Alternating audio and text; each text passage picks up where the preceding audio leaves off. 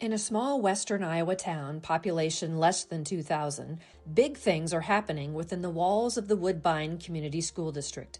They're proving that when students learn at the speed of their own mastery, not the clock, remarkable results follow. And here's the team making it happen.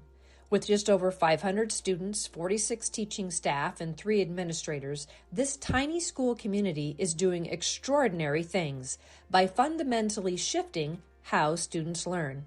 Let's take a peek inside what makes Woodbine different and how students, families, and the community are thriving by their collective efforts.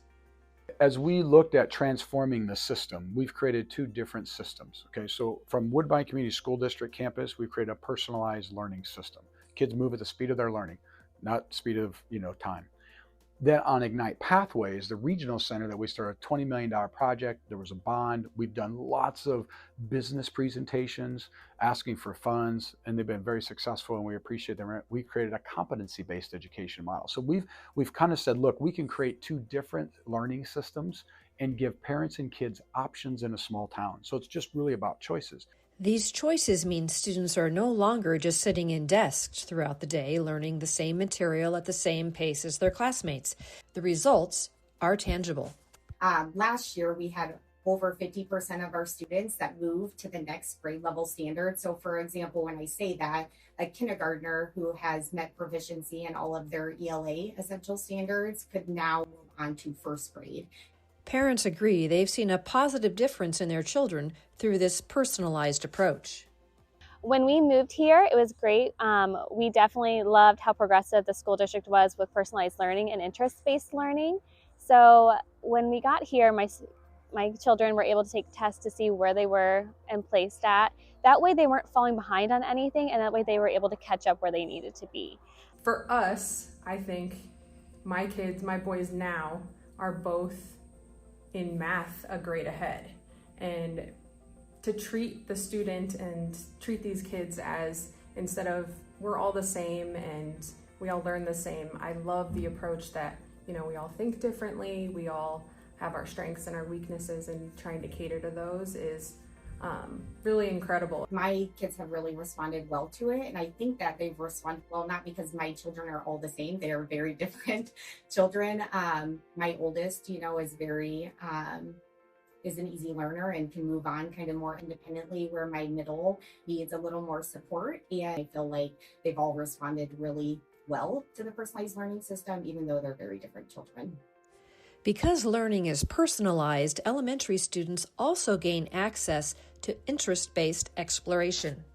So we have what's called interest-based learning. So the students now get age-appropriate pictures, and they circle which ones they're interested in. Just interested, just want to learn more about it. We know the research on exposure, especially in small communities where we don't have a lot of opportunities sometimes.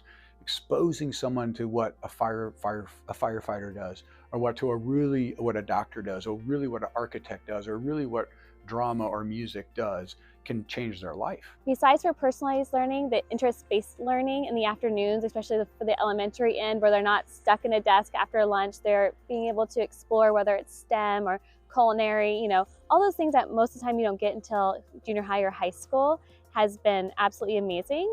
As students transition to grades 7 through 12, their interests become core to how and what they learn through Ignite Pathways.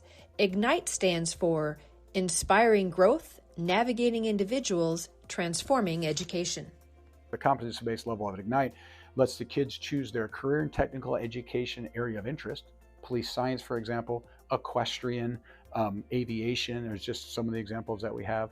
And then we take the core content to that, the language arts, the science, the social studies, and the math, and we take it into a lens that's relevant for them.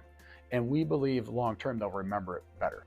A challenge in offering courses aligned with interests is in finding the appropriate instructors. That's why, in addition to their full-time teaching staff, Woodbine hires adjunct teachers who are experts in their field to teach classes. Curtis Lee retired from a career in computer science and is one of Woodbine's adjunct teachers. A pilot and flight instructor, Lee believes in expanding what students can learn about while still in high school.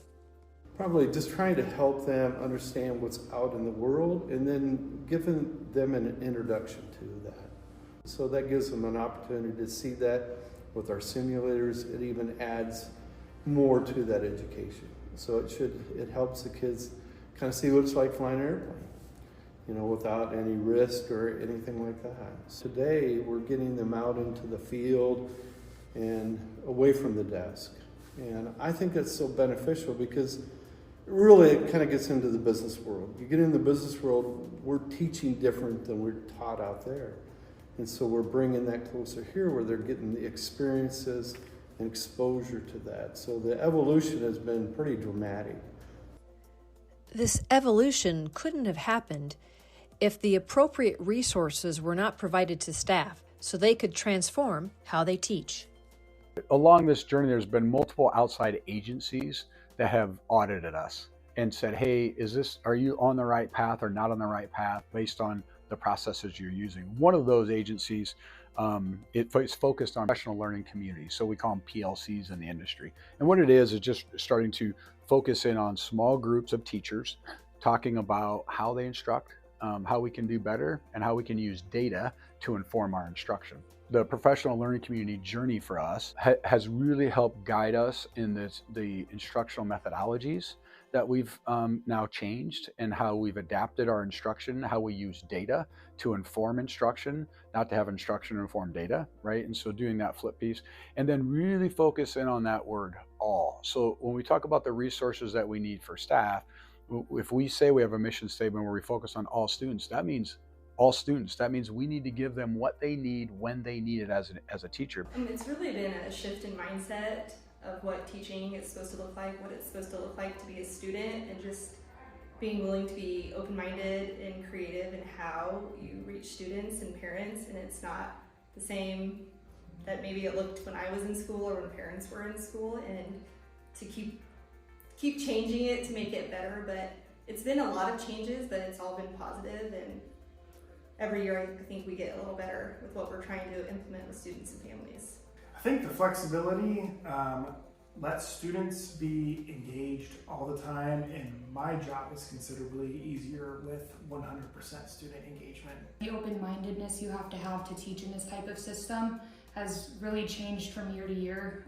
That the way you would have done something early on is not the way that is best for each kid. So just finding what is best for each kid. And I think that has also created better relationships between teachers and students, because we've gotten to know these kids a lot better for what they enjoy doing outside of class. How can we relate that to math or to whatever core content we're teaching? Students recognize the positive difference not only for themselves, but for their peers. I'd say it's just a lot more pleasant, not even so much from a personal perspective, but just because I'm like everyone around me is wanting to be there too. Like when we were younger, everyone's in the same classroom doing the same thing, and there's teachers like pushing kids like, you gotta get it done, let's go. And a lot of times they're learning about stuff they don't necessarily care about, or like maybe they're not as interested in, and maybe it's something they're struggling with, so like they're having a more difficult time keeping up. So honestly, it's just refreshing knowing that like I'm surrounded by people who are doing what they enjoy, so then it makes the entire experience like more enjoyable. The impact of this shift goes beyond the walls of the school. The broader community plays a pivotal role in supporting students and families. Woodbine is one of those places where there's always partnerships between every small business as well as our school. Our students can walk into a variety of businesses and they're going to get that hands-on education. I owned Maxine's Boutique here in town for 3 years. One of my favorite memories actually is an interest-based class. It was 4th grade students that came in to learn about retail and boutiques. It was great. It was a lot of fun. My store was rated. I had all of the students go ahead and pick out an outfit. We talked about the wholesale costs versus the retail costs, and they had to sit there and do the math to see what the percentage would be for profit. It was a lot of fun to see them get that hands-on experience, and then to hear more stories of when they go shopping, they learn, oh, this costs the store this much, and they make this much off of it. Little things like that is what makes Woodbine special, because we do partner with the small businesses where our students can come in and learn those little tiny things that they just don't think about yet. We're in a smaller community, so about everybody's tied to school in some way or fashion, whether it's grandparents or a job or parents or aunts and uncles and all that, or working, different contracts for the school. So, I mean, when you start talking community, it touches almost everybody. And I think what we believe is if we don't have this school, our community wouldn't thrive. And so it's so key to that, the growth that we want to see as a community. And so it's been the community involvement and that tie between them is huge. It's kind of a tribute to our community. It's a tribute to our parents and our staff on how much they've allowed us and supported us through something hard, but it's benefited their kids in the long run. To learn more about the exciting things happening at Woodbine, contact Superintendent Justin Wagner. You can find his information online at woodbine.k12.ia.us. This story has been part of the Iowa Way, Strong Schools, Stronger Communities, a celebration of Iowa public education presented by School Administrators of Iowa.